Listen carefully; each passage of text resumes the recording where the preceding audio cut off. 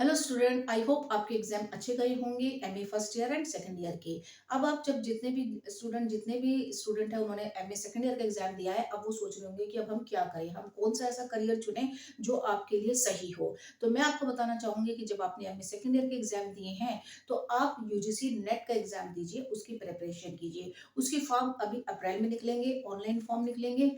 Right, online form भरने के बाद आपका एग्जाम जून में होएगा। जून में एग्जाम होएगा जिसमें कि आपका पेपर वन और पेपर टू होता है, और पेपर टू आपका सब्जेक्टिव होता है, पेपर वन कॉमन होता है। राइट, सब लोग सोच रहे होंगे कि एमए के बाद हम कौन सा ऐसा करियर चुने, तो आप असिस्टेंट प्रोफेसर का करियर चुनिए। मैं बताती हूँ आपको कैसे प्रिपरेशन करनी है। राइट, जब आप एमए एमए का सेकेंड ईयर का एग्जाम दे चुके होंगे, राइट, सेकेंड ईयर का जब आप एमए का एग्जाम दे देंगे तो आप क्या करेंगे, अप्रैल में यूजीसी नेट का फॉर्म भरिए, जिससे आप जेआरएफ बन सकते हैं। राइट, और आप नेट क्लियर कर सकते हैं और पीएचडी में एडमिशन की तैयारी कर सकते हैं। राइट, इस सबका तीनों पोस्ट का पेपर जो होता है वो एक ही होता है, पेपर वन और पेपर टू। पेपर वन सबके लिए कॉमन होता है और पेपर टू आपका सब्जेक्टिव होता है। राइट, अगर आपका ऑप्शन हिस्ट्री है, जैसे आपने एमए हिस्ट्री में किया है, तो आपका पेपर टू हिस्ट्री में होएगा। और अगर आपका पेपर हिस्ट्री में है तो आपने जो सेकंड ईयर फर्स्ट और सेकंड ईयर में हिस्ट्री पढ़ी है, वो ही पूरा पेपर आपका बन के आता है। उसी में आते हैं आपके एमसीक्यू, थोड़ा बहुत ज्योग्राफिकली भी, ज्योग्राफी से भी आ जाता है। और मेनली जो आपका जो मेन टॉपिक है वो गांधी जी से रिलेटेड ही आता है और इतिहास लेखन से आता है। जितनी भी हमने बुक्स पढ़ी हैं एमएचआई 101 से लेकर 111 तक, वही आपका पेपर टू में आता है। पेपर वन में आपके 10 यूनिट्स होते हैं, यूनिट से बाहर कुछ भी नहीं आता है। आप आराम से 2 महीने प्रिपरेशन करके आप अपना नेट का पेपर क्लियर कर सकते हैं।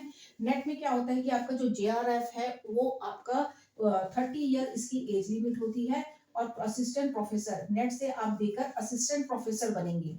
राइट, असिस्टेंट असिस्टेंट प्रोफेसर आप बनते हैं। राइट, असिस्टेंट प्रोफेसर बनते हैं, प्लस आपका पीएचडी में भी एडमिशन हो सकता है, जिसमें फर्स्ट 1 साल के अंदर आपको पीएचडी में एडमिशन लेना होता है। राइट, तो आप एमए करने के बाद अपना करियर चुन सकते हैं कि अगर आपको लेक्चरर बनना है तो आपको नेट का पेपर क्लियर करना पड़ेगा। उसके लिए मैं आपको प्रिपेयर करवाऊंगी कि एमए के आपके कौन कौन से सब्जेक्ट आते हैं।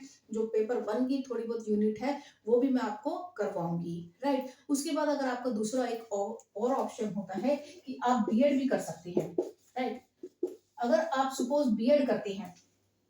अगर आप बीएड करते हैं तो आप डायरेक्ट पीएचडी की कोई वैकेंसी निकलती है तो पीजीडी की वैकेंसी के लिए अप्लाई कर सकते हैं। बिकॉज क्योंकि पीजीडी में आपका सीटेट नहीं मांगा जाता है, आपको सिर्फ बीएड करना होता है, प्लस आपकी मास्टर होनी चाहिए, जिससे कि आप 40 ईयर एज लिमिट है पीजीडी की, तब तक के लिए आप अप्लाई कर सकते हैं। तो आपका आई थिंक बीएड जो है वो 2 साल का ही होता है। राइट, तो 2 साल का बीएड करने के बाद आपके पास ऑप्शन होता है कि आप 40 ईयर तक किसी भी टीचर की वैकेंसी निकलती है या फिर किसी प्राइवेट स्कूल में भी आप अच्छी सैलरी पा सकते हैं पीजीडी बनकर।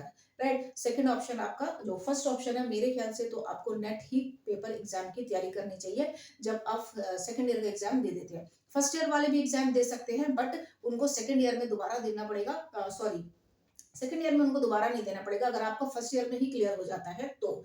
लेकिन अगर फर्स्ट ईयर में क्लियर नहीं होता तो आपको सेकंड ईयर में क्लियर करना होता है और आपको नेट का सर्टिफिकेट मिल जाता है। राइट, तो जिससे आप असिस्टेंट प्रोफेसर की वैकेंसी पा सकते हैं। आई होप आपको ये वीडियो लेक्चर पसंद आया होगा। पसंद आया तो इसे शेयर कीजिए। तब तक के लिए नमस्कार।